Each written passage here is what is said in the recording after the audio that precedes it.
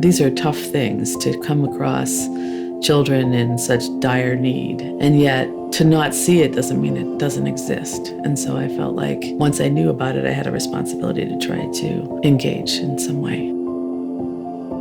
Hi, my name is Laurie Kroll. I'm the founder and executive director of Village2Village Project. We serve children in rural Uganda, taking them from extreme poverty and giving them a chance at a good education so that they can change their communities themselves. Village2Village Project started a number of years ago in 2003 as a response to meeting a Ugandan student who had gone through a lot of hardship. And as he shared his stories with our family, it seemed to be that for such a very small amount, we could really impact a child's life.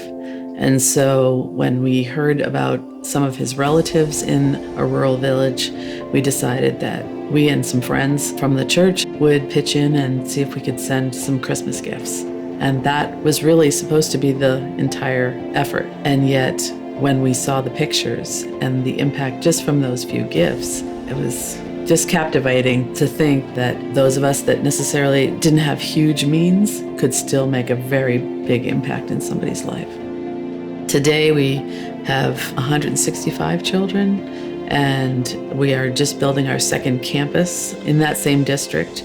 So the district that we serve is about 350,000 people, and yet in 2015 only 134 graduated from high school. So these kids need someone that's going to give them a boost for some good education. Our focus has always been on one child at a time. So we decided to go deep and narrow rather than wide and broad. So our investment has been not just in their education, but in their character, in their spiritual life, in their relationships with their parents, or who they call their parents, which might be grandparents or uncles or aunts. So the staff and the sponsor and the extended family all are partners in this care to help raise these children to become leaders in their community. Of some of those 9 children that started with us years ago, we have an attorney, we have a doctor, we have an accountant that's working for the largest electric company in the country, we have nurses and teachers.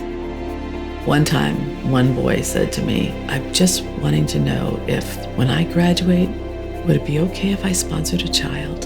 And I thought, like, oh my goodness, this is it. Because it's not about the people that come in from the outside.